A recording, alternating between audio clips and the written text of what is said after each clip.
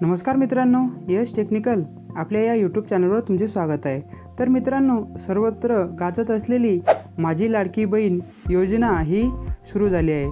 तर मित्रांनो, प्रत्येक गावागावामध्ये या योजनेसाठी फॉर्म भरण्यासाठी कित्येक लोक पैसे घेत आहे।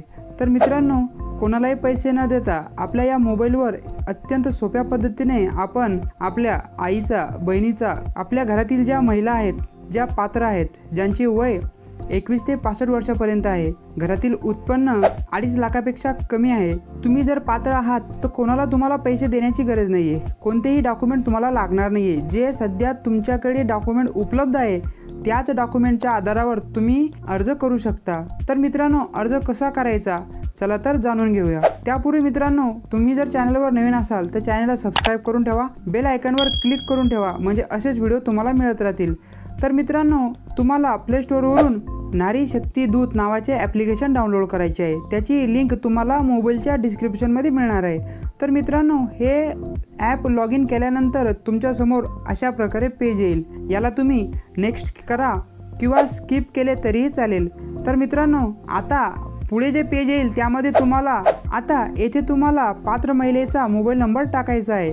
जर त्या महिलेकडे मोबाईल नंबर नसेल तर घरातील इतर सदस्याचा तुम्ही मोबाईल नंबर टाकू शकता, परंतु ज्या व्यक्तीचा तुम्ही मोबाईल नंबर टाकाल तो मोबाईल नंबर व्हेरिफिकेशनसाठी एक OTP येईल, त्यासाठी तो मोबाईल तुमच्या जवळ असणं गरजेचं आहे।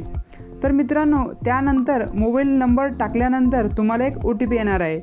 तो आलेला OTP येथे टाकून व्हेरीफाय OTPला क्लिक करायचे, म्हणजेच तुमचा मोबाईल नंबर व्हेरीफाय होईल। आता तुमच्या समोर अशा प्रकारचे पेज येणार आहे। आता तुम्हाला दिसेल प्रोफाईल अपूर्ण आहे। तर मित्रांनो, आपली माहिती भरण्यासाठी येथे क्लिक करा। या टॅबवर क्लिक करून तुम्हाला तुमची संपूर्ण माहिती भरायची आहे। ही संपूर्ण माहिती भरल्यानंतर तुमच्या समोर पुढील पेज येईल। या पेजवर तुम्हाला तुमचे संपूर्ण नाव, ईमेल ID, तुमचे शहर म्हणजे जिल्हा, तालुका आणि तुमचा प्रकार हे निवडायचं आहे। तुम्ही भरलेली माहिती तुमच्या समोर दिसेल।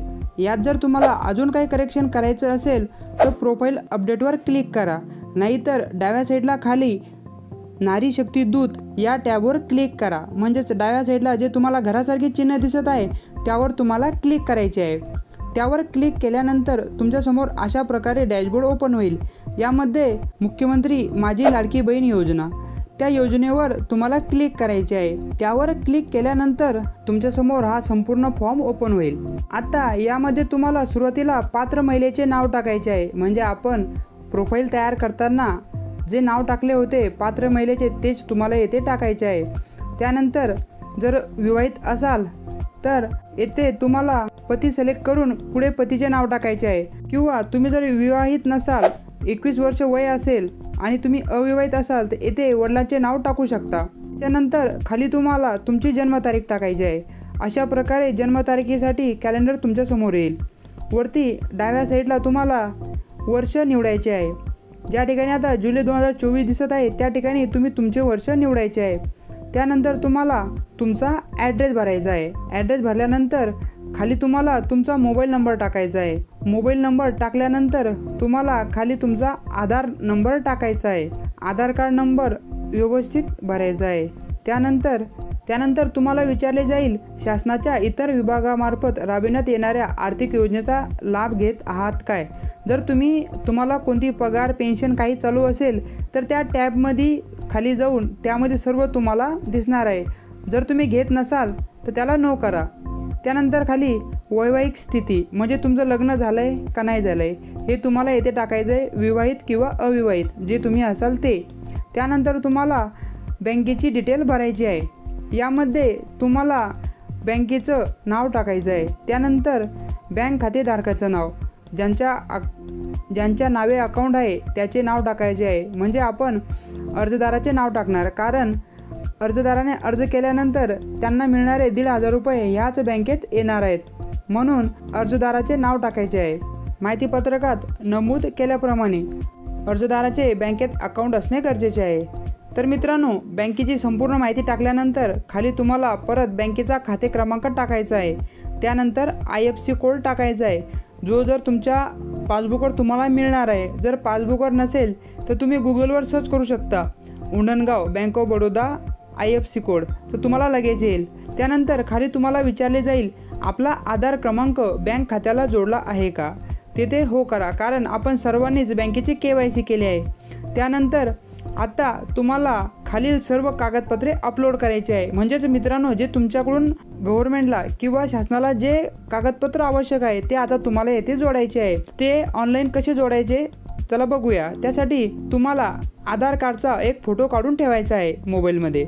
येथे तुम्हाला आधार कार्डचा फोटो अपलोड करायचा आहे। आधार कार्डवर क्लिक केल्यानंतर तुमच्यासमोर तुमच्या गॅलरीमधला फोटो अपलोड करायचे ऑप्शन येईल। तेथे तुम्ही डायरेक्ट तो अपलोड करू शकता।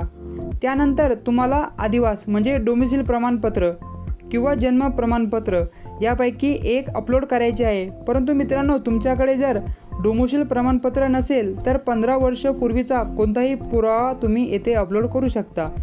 जन्माचा दाखला, शाळेची TC यापैकी तुम्ही कोणतेही येथे अपलोड करू शकता। नंतर मित्रांनो, सुरुवातीला ही अट होती डोमिसिल प्रमाणपत्र पाहिजे, परंतु आता ती अट काढून टाकण्यात आली आहे।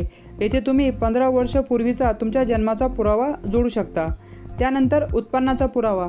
तर मित्रांनो, तुम्हाला 1 वर्षाचे उत्पन्न काढायचे सांगितले होते, परंतु जर तुमच्याकडे केशरी किंवा पिवळे रेशन कार्ड असेल तर तुम्ही त्याचा एक फोटो येथे अपलोड करू शकता, म्हणजे तुम्हाला उत्पन्न काढण्याची गरज नाही। त्यानंतर मित्रांनो, अर्जदाराचे हमीपत्र। जेव्हा तुम्ही हे ॲप्लिकेशन ओपन कराल तेव्हा सुरुवातीलाच तुम्हाला हमीपत्र दिलेले आहे, ते तुम्ही डाउनलोड करून त्याची प्रिंट काढून त्याच्यावर सिग्नेचर करून ते तुम्हाला येथे अपलोड करायचे आहे। त्यानंतर मित्रांनो, बँक पासबुक, तुमचे जे बँकेचे पासबुक आहे त्याचा एक फोटो तुम्हाला येथे अपलोड करायचा आहे। त्यानंतर मित्रांनो, अर्जदाराचा फोटो, याला क्लिक केल्यानंतर तुम्ही अर्जदाराचा लाईव्ह फोटो काढू शकता। प्रकारे तुमचे सर्व डॉक्युमेंट येथे तुम्हाला अपलोड करायचे आहे। ज्याप्रमाणे मी अपलोड केले आहे, परंतु माझे तुम्हाला डॉक्युमेंट दिसणार नाही कारण मी ते हाईड केले आहे। अशा प्रकारे तुम्हाला तुमचे सर्व डॉक्युमेंट येथे अपलोड करायचे आहे। आता हे संपूर्ण अपलोड केल्यानंतर तुम्हाला तुमचा फोटो अपलोड करायचा आहे। फोटो अपलोड केल्यानंतर माहिती जतन करा यावर क्लिक करा। यावर क्लिक केल्यानंतर तुमचा अर्ज सबमिट होईल।